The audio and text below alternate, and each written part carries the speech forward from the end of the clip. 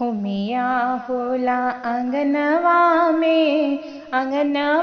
में बड़ा निक लागे भवनवा में, बड़ा निक लागे भवनवा में। हो मिया होला अंगनवा में बड़ा निक लागे भवनवा में, बड़ा निक लागे भवनवा में।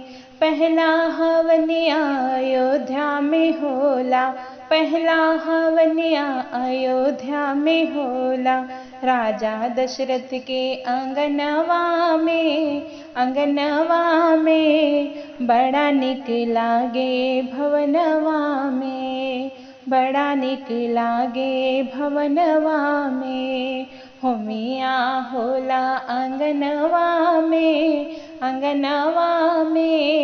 बड़ा निक लागे भवनवा में, बड़ा निक लागे भवनवा में। दूसरा हवनिया जनकपुर में होला, दूसरा हवनिया जनकपुर में होला, राजा जनक के अंगनवा में बड़ा निक लागे भवनवा में, बड़ा निक लागे भवनवा में। हो मिया होला अंगनवा में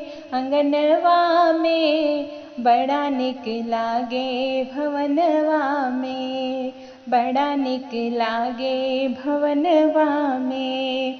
तीसरा हवनिया गोकुल में होला, तीसरा हवनिया गोकुल में होला, नंद बाबा के अंगनवा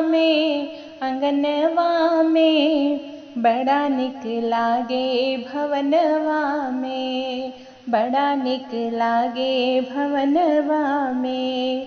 हो मिया होला अंगनवा में बड़ा निक लागे भवनवा में।